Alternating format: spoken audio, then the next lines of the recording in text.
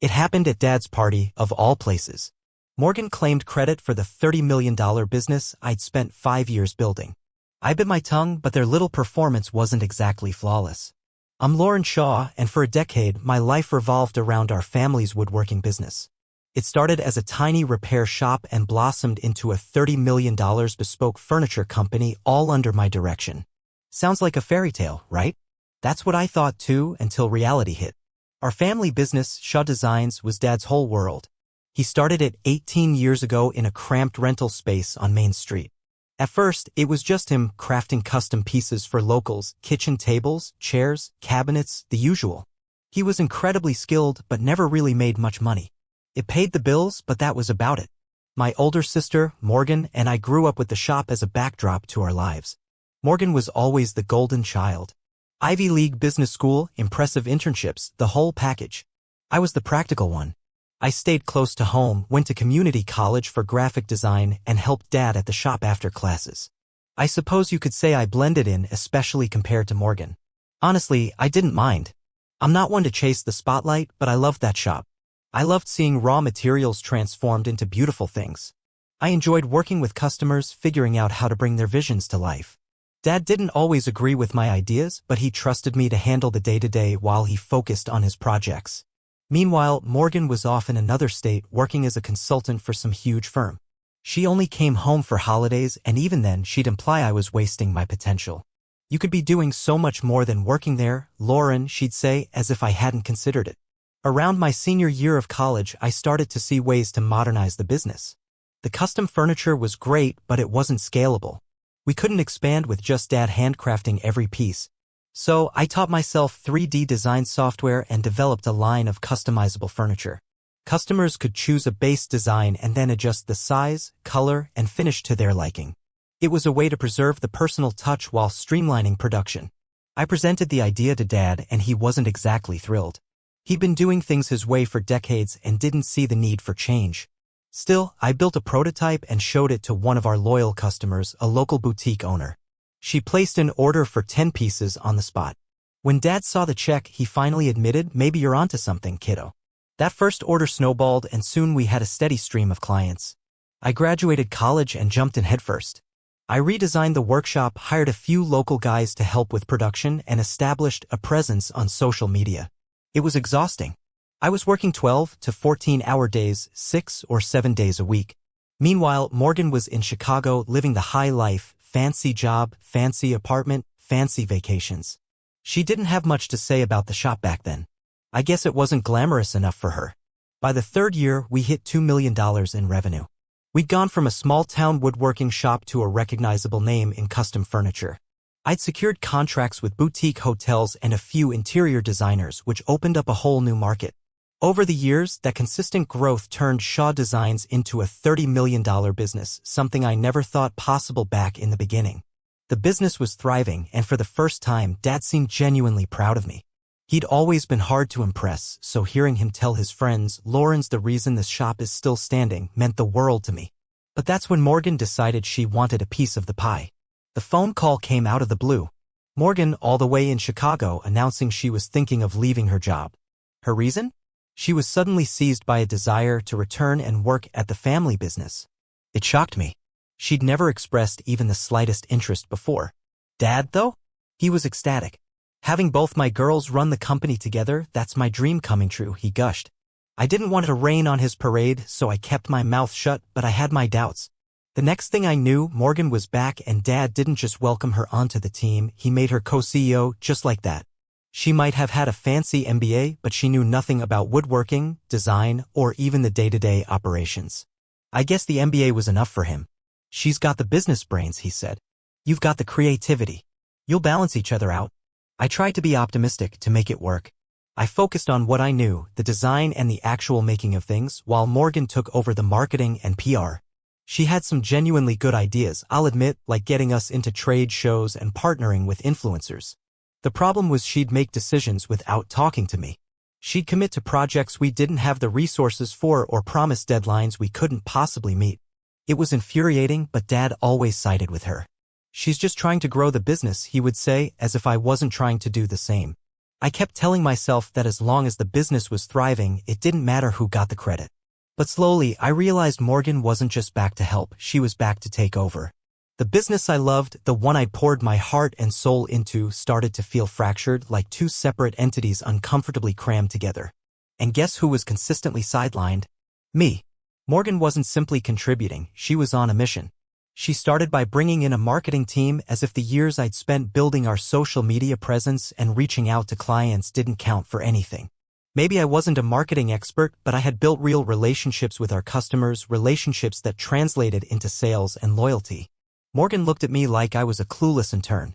"We need professionals, Lauren," she said, as if that was the solution to everything. I held my tongue and let her bring in her team, half hoping it would alleviate some of my workload. They just didn't get us. Our business was built on authenticity, personal touches, custom designs, genuine connections.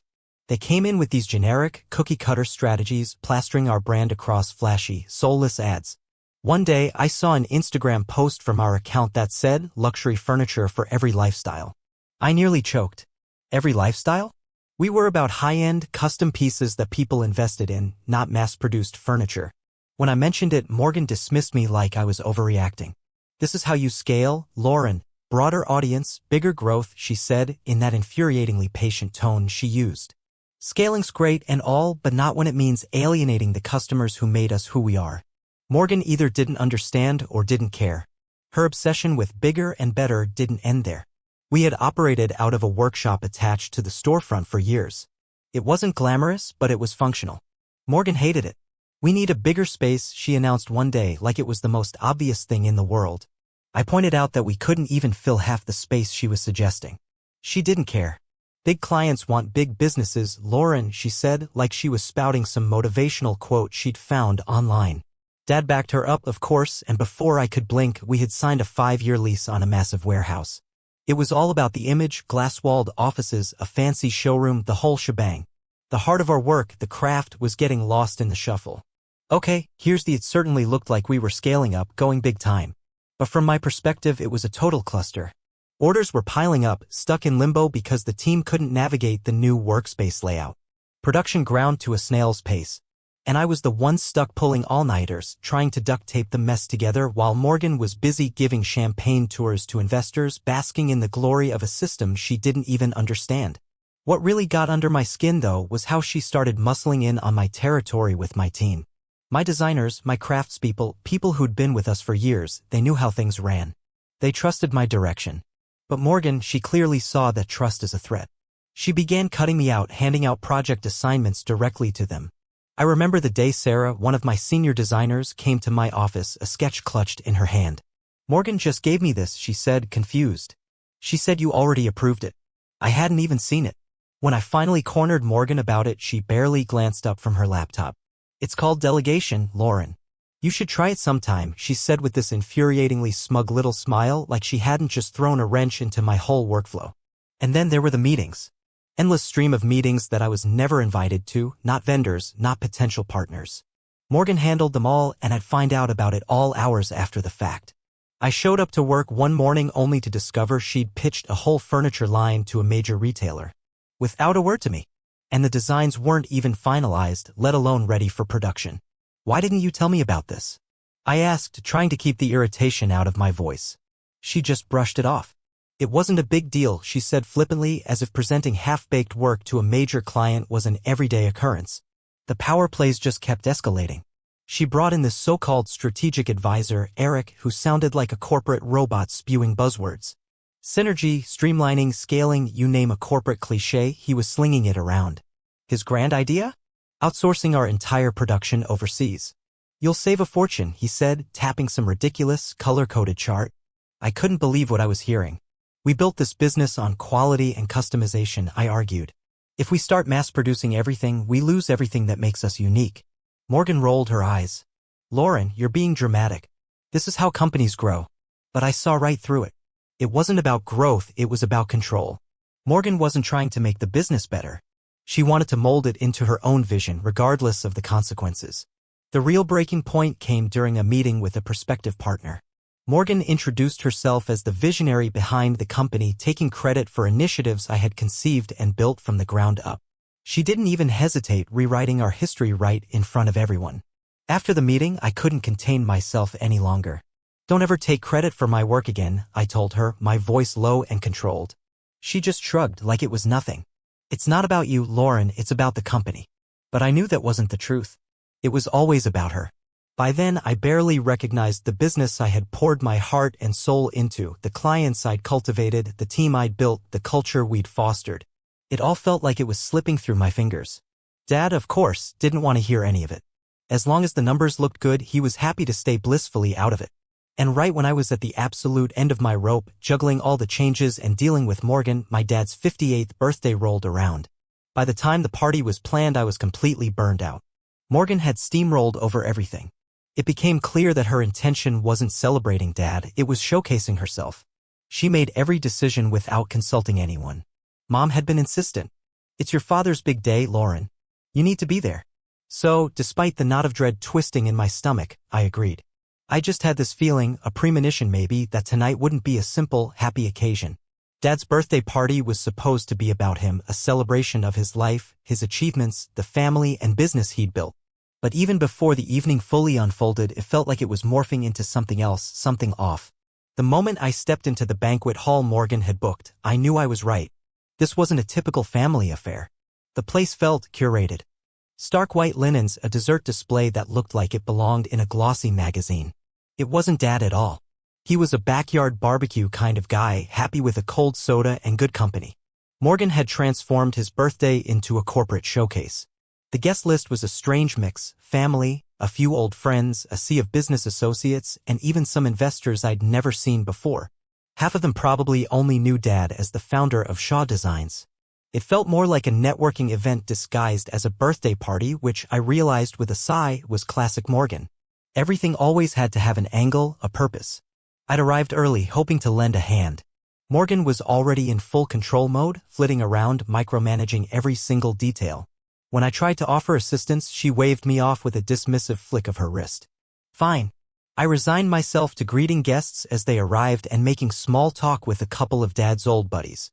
Dinner began without much fanfare. The food was actually quite good, and for a brief period, I allowed myself to relax, to hope that maybe, just maybe, we could get through the evening without any major complications. Then Morgan stood and made her way to the front of the room. She tapped lightly on a glass, and the hum of conversations slowly died down. I braced myself, expecting a heartfelt toast to Dad, maybe a funny anecdote from our childhood, something personal. But the moment she started speaking, my stomach dropped. This wasn't about Dad at all. She opened with a few obligatory words about Dad's hard work and his contributions to the company. I nodded along, impatiently waiting for her to wrap it up and give Dad back his moment. Instead, she smoothly shifted gears. She began talking about Shaw Design's promising future and the necessary steps to ensure continued growth and success. My blood ran cold. This was starting to sound more like a corporate announcement than a birthday tribute. I glanced around the room. I wasn't the only one who looked confused and uncomfortable.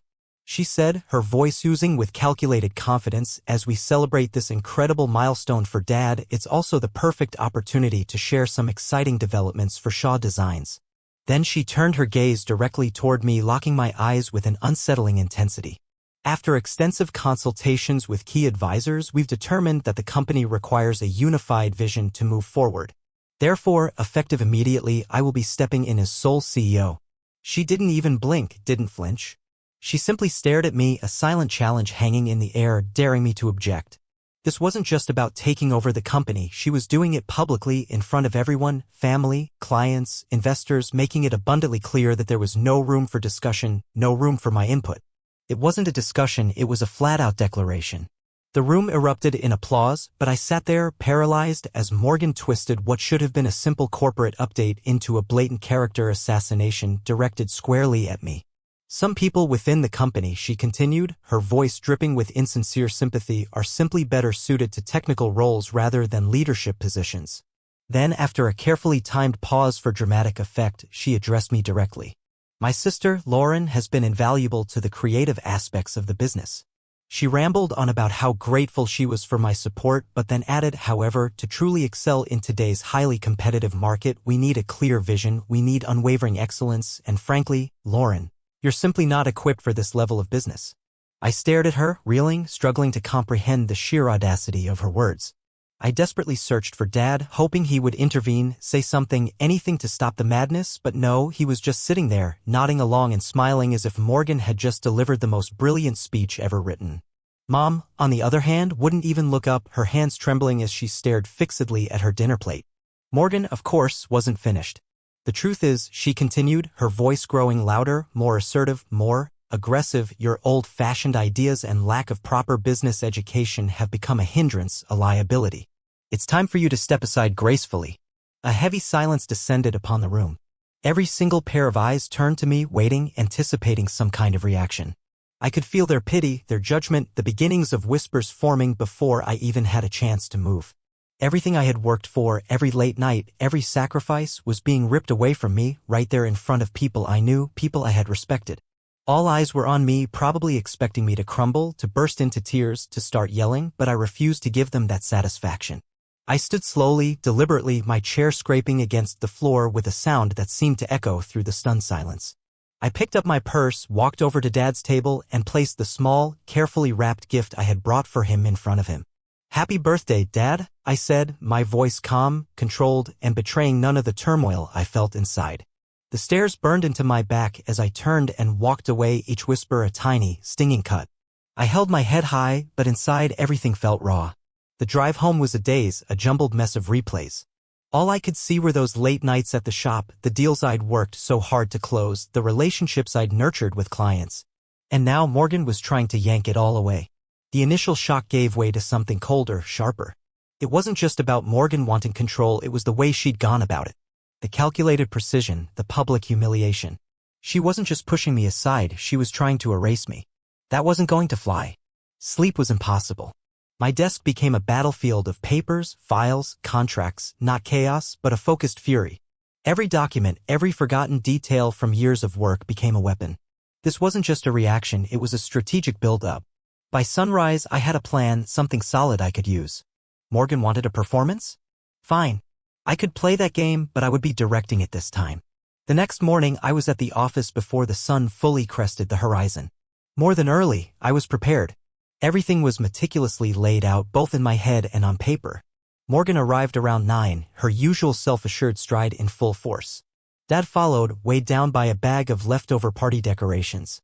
They looked sickeningly confident, like they'd already won. "What are you doing here so early?" Morgan demanded, tossing the bag onto the conference table as if she owned the place.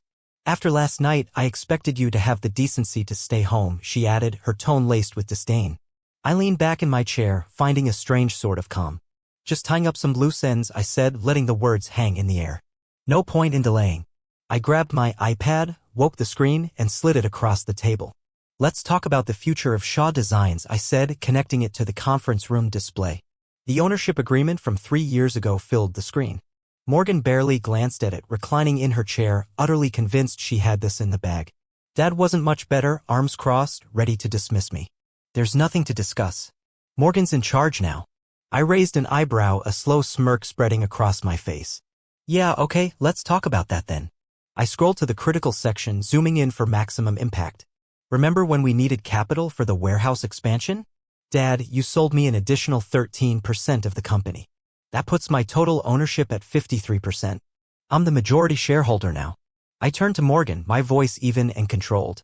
"You might have delivered a nice speech last night, but you don't have the authority to make leadership changes without my approval. And I certainly didn't approve that charade." Morgan stopped mid-scribble on a notepad and finally looked up, a flicker of uncertainty in her eyes. "That's not possible." "It's not only possible, it's a fact," I retorted, flipping to the next page of the agreement. "Here's your signature, Dad. You were so eager to close the deal that you didn't bother with the fine print." Dad sputtered, his face flushing. "I never thought you'd use it against your own family." "Against my family?" I repeated, a bitter laugh escaping my lips. "Funny, I don't recall anyone consulting me before making public announcements at a party in front of half of our clients." Morgan leaned forward, her composure starting to crack. "Lauren, be realistic. This isn't about shares or paperwork. The company needs someone with vision, someone who can lead. You're brilliant creatively, Lauren, but not exactly a businesswoman," Morgan had said, words that still stung. I forced a smile, pulling the file forward on the screen. "That's one way to put it, Morgan. If leadership is about vision, let's talk about what's really powering this company. I paused, letting my words sink in. Those core designs, the ones generating 80% of our revenue? They're owned by Artisan Concepts, my company. Shaw Designs just licenses them. And that agreement? Expired this morning. The sharp intake of Morgan's breath was satisfying. She whipped her head toward the screen, scanning the licensing agreement. You're not serious, she hissed, her voice laced with disbelief. Completely, I confirmed. Without those designs, Shaw Designs has nothing to offer. I've chosen not to renew the agreement, effective immediately. They're no longer accessible to this company. Dad slammed his hand on the table, the sound echoed. You can't do this. You'll destroy everything. I stood my ground. No, Dad, I'm protecting what I created. While Morgan was busy with galas and PR stunts, I was the backbone of this company, nurturing clients, managing production, creating the designs. I kept everything afloat, and you both thought you could just sideline me. Morgan stood and began pacing like a caged animal, obviously looking for a solution. This is absurd, Lauren. You're sabotaging your own work to make a point. Oh, it gets better, I stated, bringing up another document. Last night, I emailed all our major clients informing them of the changes and my departure. Remember those contracts I negotiated? Most of them have clauses that allow termination if I'm no longer involved. Want to see how many have invoked them? I displayed the replies one by one, showcasing names and confirmations of contract terminations. That's just the beginning, I said, scrolling. By the end of the day, most of our revenue streams will be gone. The silence was deafening. Through the glass walls, I saw employees gathering, their hushed conversations growing louder as they checked their inboxes. Phones buzzed, laptops opened, and heads turned towards the conference room. Morgan's carefully constructed composure finally crumbled. Grabbing her phone, she began frantically scrolling. You can't do this, she repeated, her voice trembling. The company. You are destroying the company. I leaned forward, observing her distress. The company? I echoed. The one you tried to take? The one you thought you could just walk in and take over because you have an MBA and daddy's blessing? Her phone clattered onto the table. That company, I said, standing and smoothing my blazer, ceases to exist the moment you decided to publicly humiliate me. I paused, letting the silence amplify the weight of my words. So, here are your options. Option 1. I leave with my shares, my designs, my clients, and the team I built. Shaw Designs becomes an empty shell, and you get to explain to all those VIPs you invited last night why the company's value dropped to zero overnight. Morgan started to protest, but I cut her off. Or option 2, I walk away entirely, taking my designs, my team, and my clients. Shaw Designs becomes nothing but an empty name. Your choice. The tension was thick as they grasped the reality of my position. Dad finally sank into his chair, looking defeated. Are you serious about this? He asked quietly. As serious as Morgan was when she announced she was taking over, I stated. He looked from me to Morgan before speaking. Morgan, you need to step down. She looked as if she wanted to argue, but she knew it was over. Slowly, she nodded and pulled out a pen to sign the resignation documents.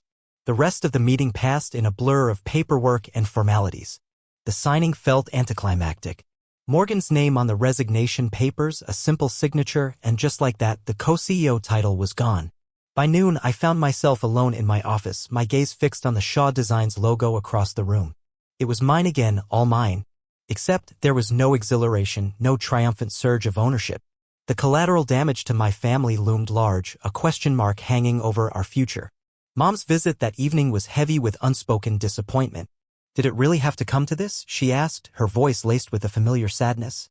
They had left me no alternative, I explained, but the explanation felt thin, inadequate even to my own ears. The next morning, I walked into the office determined to rebuild. This was my company, had always been my company, and I would not let anyone take it away from me again. The immediate crisis passed, but the aftermath felt like a persistent tremor. After Morgan packed her things and walked out, the office crackled with uncertainty. People who had faithfully followed her leadership only days before were now lost, adrift, unsure of their footing. Some worried about their jobs. Others simply didn't know who to report to anymore. The division she'd sown during her brief, turbulent tenure lingered, a palpable tension in the air. The first few weeks were a blur of damage control. I worked around the clock, putting out fires, one after another. Clients who had severed ties during Morgan's reign had to be reassured, convinced that the company was stable, back on track. Contracts that had been left in limbo needed immediate renegotiation. The workload was immense, but for the first time in months, I felt a flicker of something akin to control. Of course, Morgan didn't disappear quietly. Within a week, whispers began to circulate, accusations that I had sabotaged her, undermined her at every turn. She was portraying herself as the victim, claiming I had gone behind her back, effectively destroying what could have been a golden age for Shaw Designs. The sheer absurdity of it stung, but her persistence was infuriating. Some of her industry friends, people I had considered allies, started calling me a tyrant, accusing me of clinging to power, refusing to share the limelight. Initially, I tried to ignore it. The work would speak for itself, I reasoned. The clients who were returning weren't doing so out of sympathy, they were coming back because they trusted me, trusted Shaw Designs. But when one of our key vendors hesitated to renew their contract, citing instability and leadership concerns, I knew I had to confront the narrative head-on. I called a company-wide meeting. Everyone was there, from the warehouse team to the senior designers, crammed into the conference room. I laid out the situation as plainly as possible. I didn't sugarcoat anything. I explained what had happened, how Morgan's decisions had put the company at risk, and what steps I was taking to restore stability and growth. This isn't just about me, I emphasized. This is about preserving what we have built together, and I need each and every one of you to be a part of that. The room was silent at the end of my speech, but the atmosphere had shifted. People began approaching me afterward, expressing their support, offering to help in any way they could. The trust Morgan had attempted to dismantle was slowly, painstakingly being rebuilt. 2 months later, Dad retired. I think he finally realized the extent to which his golden child had jeopardized his legacy, my legacy, our family's legacy. There was no fanfare, no retirement party, no grand announcement. One day, he simply stopped coming to the office. I suspect he felt a sense of shame, perhaps even guilt, over how everything had unfolded. He had placed his full support behind Morgan, only to witness her almost destroy the business he had built from the ground up. Our conversations were rare and strained in those first few months. Your mother has always tried to be the peacemaker. You know, your father didn't mean for any of this to happen, she told me one evening over a strained dinner. He is proud of both of you in different ways. He thought he was doing the right thing. I was too emotionally exhausted to argue. Perhaps she was right. Perhaps he had been trying to do the right thing as he saw it. But the consequences of his actions, of everyone's actions, continued to resonate within me, a constant reminder of the fragility of family, of business, and of trust. I simply nodded, letting her ramble on. Morgan, though, she was a different story. Before a month had even passed, she had landed a new position at some startup in California. Suddenly, her LinkedIn was full of posts about fresh starts and how Shaw Designs had provided her with invaluable learning experiences. The posts never mentioned me, but the underlying message was crystal clear. I didn't confront her then, but I created some space. As for my family, we still observed the holidays together, but they were always dreadful. This past Christmas, though, it was my breaking point. I knew it would be awkward, but it still managed to exceed my worst fears. Morgan and I had been in conflict for months, and this was our first encounter since the company's issues. I should have avoided it, but I decided to attend for Mom's sake. Morgan, predictably, arrived late, strutting in like a celebrity. She gave Mom one of those quick, insincere hugs that were purely for show and completely ignored me. Instead, she immediately approached Dad, who was already grinning as if she was the best thing that had ever happened. They spent most of the morning huddled together in the corner, whispering and laughing while I helped Mom with the table arrangements. I wasn't bitter, okay, maybe a little, but I kept my feelings in check. Mom was already stressed enough without me adding to it, and truthfully, I wasn't in the mood for a fight. I just wanted to get through dinner and go home. Dinner itself was as awkward as expected. Morgan made no effort to engage with me, directing all her energy on charming Dad. She rambled on about some big consulting opportunity and how she was preparing for her next big adventure, classic Morgan. Mom, bless her heart, tried to include me in the conversation. So, Lauren, Mom said, clearly attempting to change the subject. How's the company doing? It's been a good year, I said, keeping my answer brief. I wasn't about to provide Morgan with any ammunition, but naturally she couldn't resist. A good year, she said, raising an eyebrow. Or just a lucky one? Her tone was so condescending that it made my skin crawl. Mom gave me a pleading look, silently begging me not to react, and Dad continued to eat as if he heard nothing. I could have retaliated, but what was the point? Morgan thrived on provoking a reaction, and I wasn't about to give her the pleasure. Instead, I ignored her, focusing on my plate and pretending she didn't exist. After dinner, I thought I was safe. Morgan was occupied with Dad, and I thought I could sneak out without any drama. But she cornered me in the living room, her tone so quiet that no one else could hear. You must be so proud of yourself, she began, her words dripping with sarcasm. You've got the company now. You're finally the star. But don't think for a second this is going to last, Lauren. You're going to screw it up eventually. I stared at her, trying to keep my expression neutral. Inside, I was furious, but I wasn't going to give her the fight she craved. If that's all, Morgan, I'd like to get back to what's left of the holiday, I said, my voice steady and calm. She let out a small, bitter laugh. Always playing the victim, she muttered before walking away. The rest of the night was a disaster. Dad retreated to his study as he always did when things became uncomfortable, and Mom tried so hard to maintain the holiday spirit, but even she looked exhausted. The tension was unbearable, and by the time Morgan left, I felt like I'd run a marathon simply from suppressing my anger. That night, I kept replaying all the arguments, the bitterness, and the constant power struggles. Morgan had turned what was supposed to be a family business into a battleground, and no matter what I did, it was never going to improve. I couldn't resolve this. I didn't even want it anymore. Morgan had made it clear that there was no relationship left to salvage, and honestly, I couldn't stand to be in the same room with her ever again. I blocked her number and cut her out of my life, and do you know what?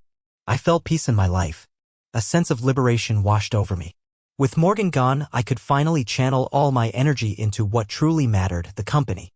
It was flourishing under my direction, and for the first time in what felt like an eternity, I felt like I was building something authentically mine. Gone were the flashy, superficial marketing schemes that had always felt so wrong. I replaced them with an approach that felt honest, genuine, and it resonated deeply with our clients. That validation felt incredible. My team was also blossoming. I watched with pride as designers who'd previously been reserved, hesitant to voice their opinions under Morgan's stifling presence, now eagerly presented bold, innovative ideas. The energy in the room was palpable. Production ran with an unprecedented smoothness. It was as if a weight had been lifted, not just from my shoulders, but from everyone's. I knew that their creativity had always been there, buried under a layer of fear and self-doubt.